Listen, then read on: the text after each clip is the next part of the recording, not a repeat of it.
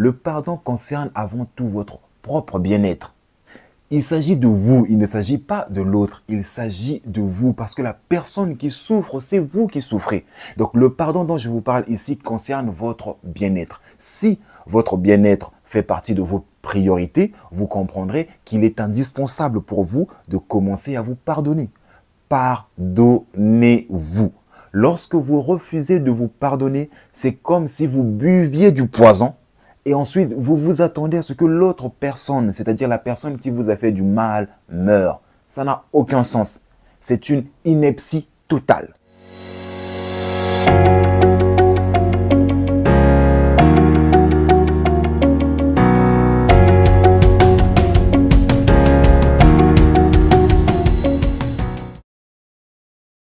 Salut à tous, j'espère que vous allez merveilleusement bien, tout comme moi, ça ne change pas. Qui plus est, je me sens toujours aussi parfaitement divin et d'ailleurs vous devriez dire la même chose. Celui qui ne sait pas qu'il sait, éveille-le. Voilà le but de ma chaîne Motiveuse Power. Éveillez vos consciences en vous poussant sans cesse à la réflexion afin que chacun puisse tendre vers sa propre sagesse. D'où le slogan « Sagesse intérieure ». Les amis, nous vivons dans une société qui encourage et glorifie l'ego. Il n'est donc pas étonnant de constater que lorsque nous avons été blessés, trahis, trompés en amour et que la première idée qui nous traverse l'esprit soit celle de vouloir nous venger. D'ailleurs, nous avons inventé multiples expressions pour renforcer, soutenir cette croyance au sujet de l'ego. La vengeance est un plat qui se mange froid. Œil pour œil, dent pour dent. Mais dans cette vidéo, moi je vous propose de vous parler de 4 meilleures façons de vous venger de votre ex. Donc si vous êtes prêt et prête à découvrir ces 4 façons de vous venger de votre ex, lâchez-moi un pouce bleu comme d'habitude et je vous dis c'est parti.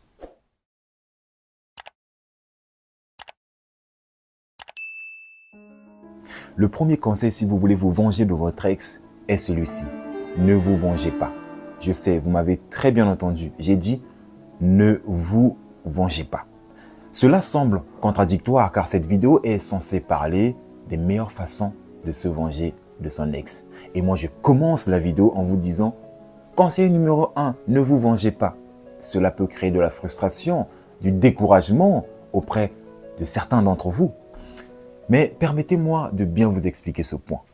Déjà, nous devons chercher à comprendre pourquoi on cherche à se venger. Pourquoi on veut se venger? D'une manière générale, on cherche à se venger parce qu'on a été blessé, trahi. Et au fait, notre envie de vengeance est en quelque sorte une façon pour nous d'exprimer notre colère, notre ressentiment. Au fait, nous voulons nous venger parce que nous voulons que la personne qui nous a blessés ressente la même douleur que nous ressentons. Nous voulons qu'elle souffre de la même façon que nous souffrons. Nous voulons obtenir gain de cause. Nous voulons nous faire justice nous-mêmes, n'est-ce pas? Alors, disons que vous avez décidé de vous venger et vous l'avez fait. Ici, j'attire l'attention de toutes les personnes qui se sont déjà vengées de leurs ex. J'attire votre attention car vous allez probablement, voire même certainement, vous reconnaître dans mes propos. Vous vous êtes vengé de votre ex de la plus belle manière qui soit. Vous avez élaboré des plans, des stratégies pour passer à l'acte et vous êtes passé à l'acte, n'est-ce pas? Alors, en toute franchise, dites-moi, qu'est-ce que cette vengeance vous a apporté? Certains d'entre vous me diront, de la satisfaction, j'étais satisfait, j'étais content de l'avoir fait. C'était un sentiment du devoir accompli, c'est très bien. Mais est-ce que cette satisfaction perdure jusqu'à présent? Si vous êtes sincère avec vous-même, vous me direz non.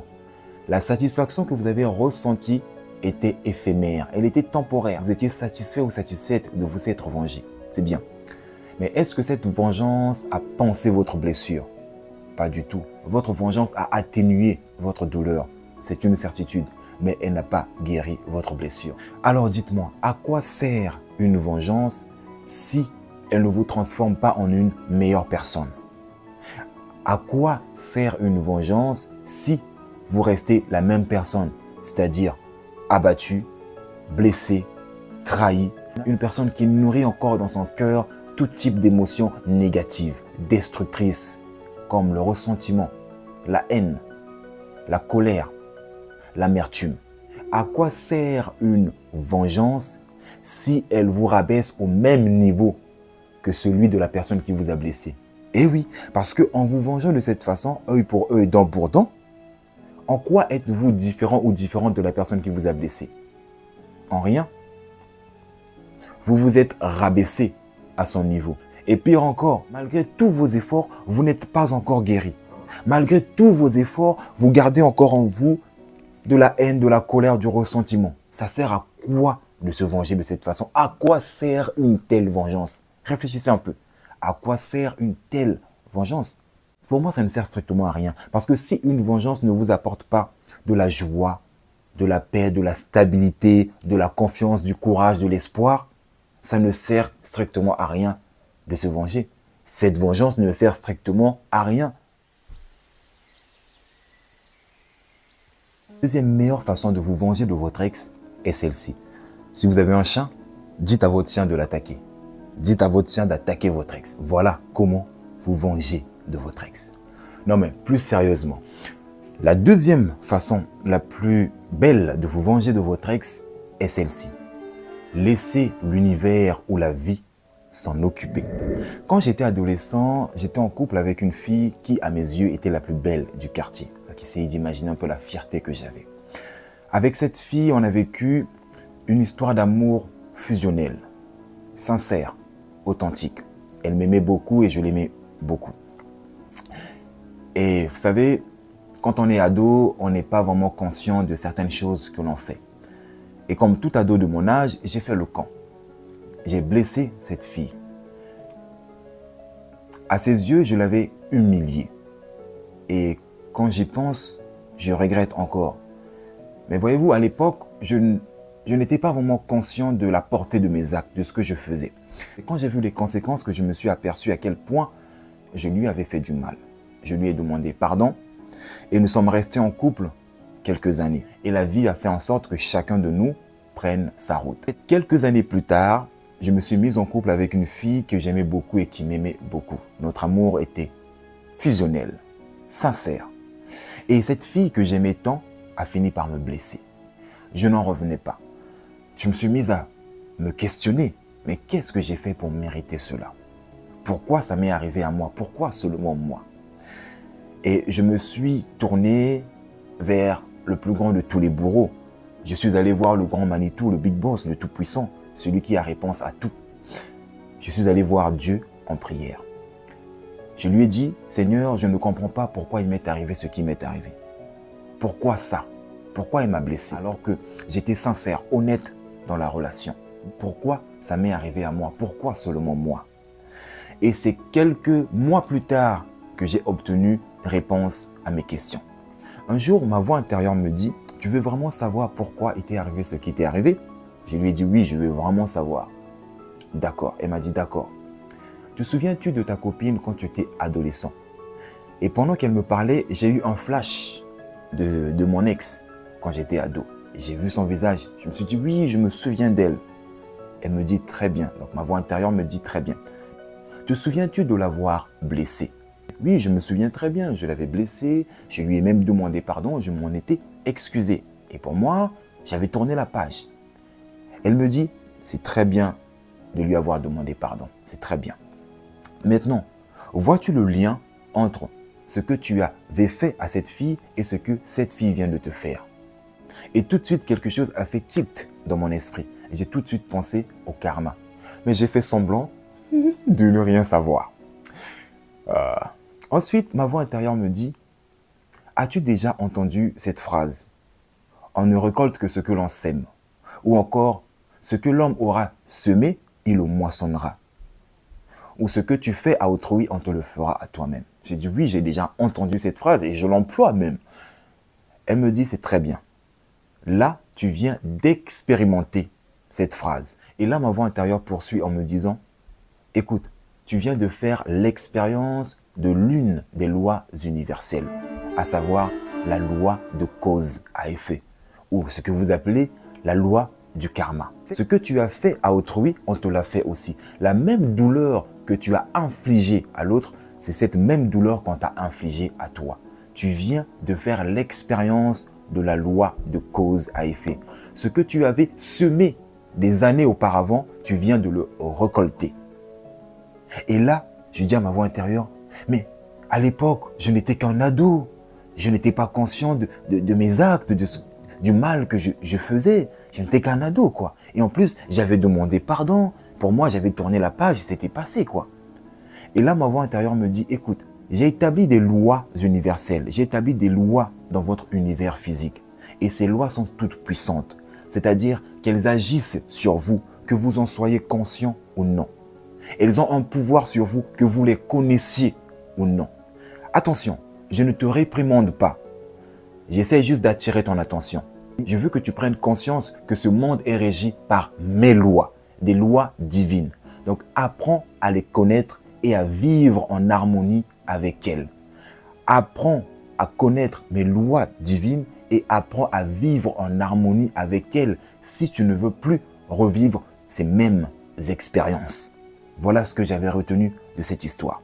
Donc les amis, voyez-vous, le mal que j'avais fait à cette fille, des années, donc là je vous parle de quand j'étais ado. Est-ce que vous vous rendez compte?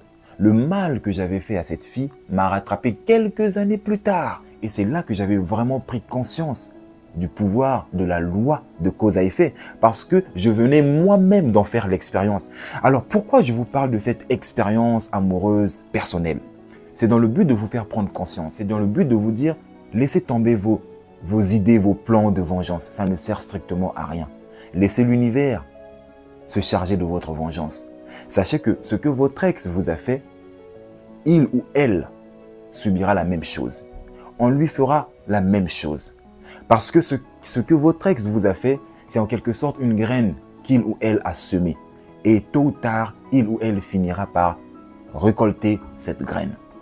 Ne cherchez donc pas à vous venger. Certains d'entre vous me diront, je m'en fous de la loi du karma. Moi, je vais me venger. J'ai décidé de me venger. Écoutez, vous devez savoir que si vous avez pris la décision de vous venger, c'est-à-dire de faire du mal aux autres, c'est pas à votre ex que vous ferez du mal, c'est plutôt à quelqu'un d'autre que vous allez faire du mal. Donc vous allez causer du tort à quelqu'un d'autre et non à votre ex. Et le mal que vous allez causer à quelqu'un d'autre, c'est votre graine que vous aurez semée. Et vous ne pouvez pas y échapper. Vous ne pouvez pas échapper à la loi du karma. Si vous faites du mal à quelqu'un d'autre, sachez que tôt ou tard, vous finirez par le payer. Donc, au lieu de chercher à causer des dégâts partout, il vaut mieux pour vous d'éviter des dégâts. Laissez la vie ou l'univers s'en charger, comme il s'était chargé de mon propre cas. Des années plus tard, j'ai récolté ce que j'avais semé.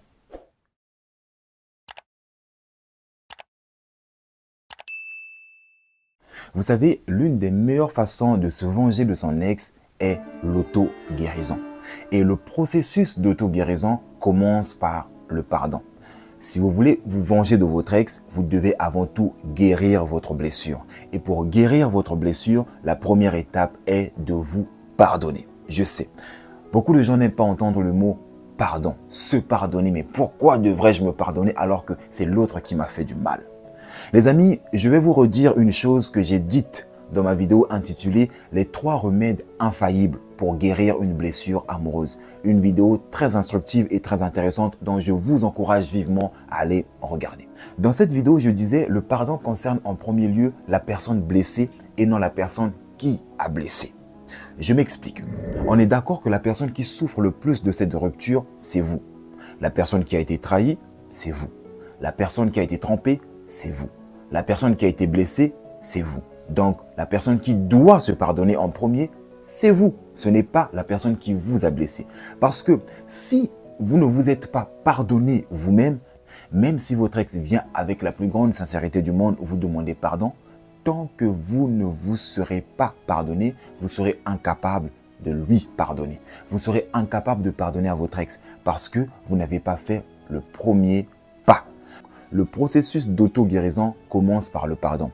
Et le pardon commence avant tout en vous, avec vous. C'est à vous de vous pardonner en premier lieu. C'est à vous de vous pardonner en premier lieu. Ce n'est pas à votre ex de venir vous demander pardon. Parce que si vous ne vous êtes pas pardonné à vous-même, il vous sera difficile, pour ne pas dire impossible, de pardonner à votre ex. Vous lui direz, oui, je te pardonne, mais au fond de vous, vous savez très bien que vous ne lui avez pas pardonné. Pourquoi?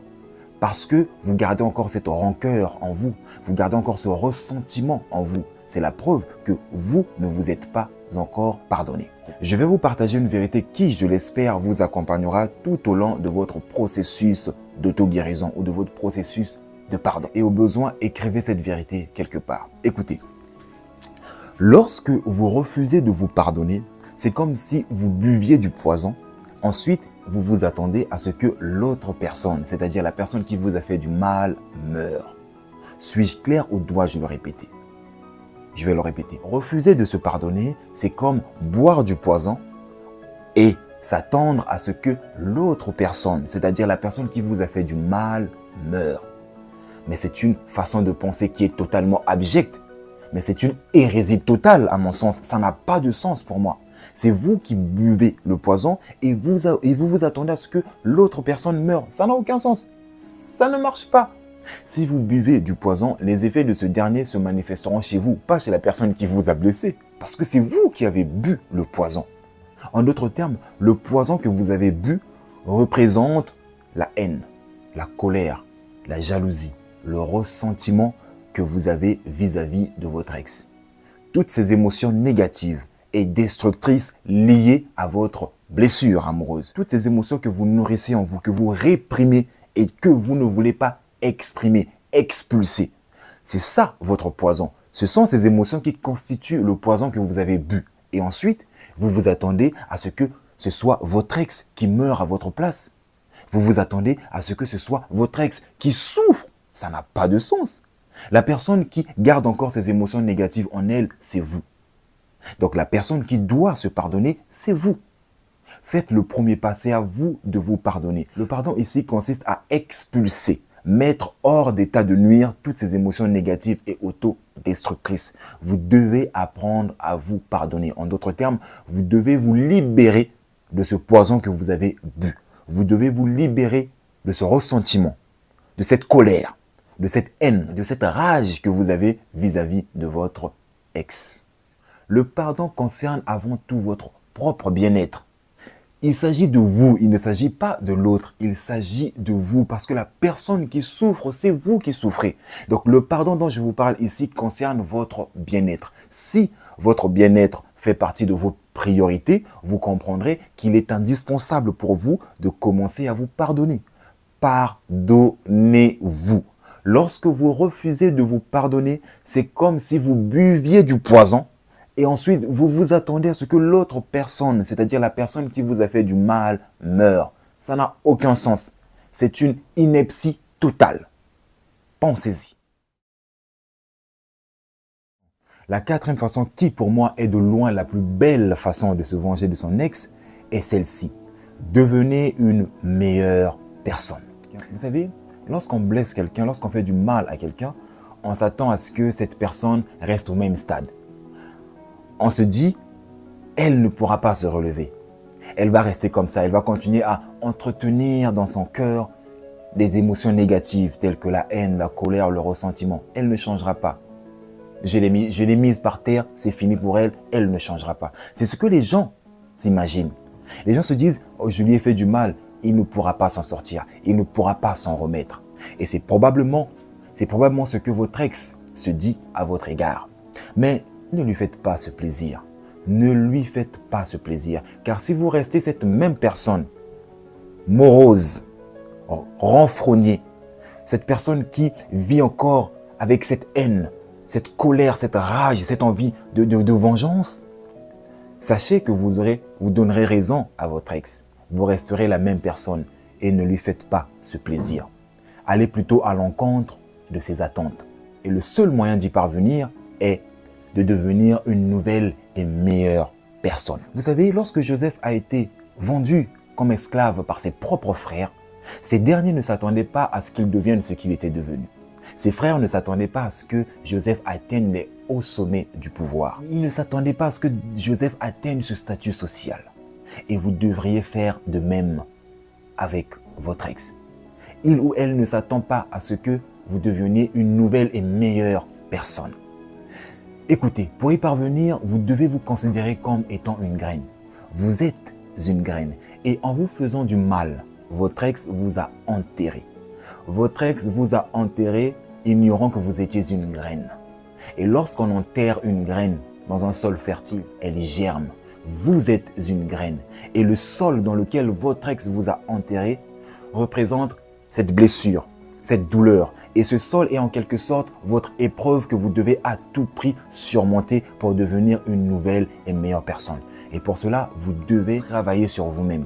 Le sol dans lequel votre ex vous a enterré, c'est-à-dire la douleur, la blessure que vous ressentez actuellement, doit devenir votre terre de prédilection, votre territoire de prédilection. Vous êtes une graine. Travaillez sur vous-même afin de devenir une nouvelle et meilleure personne.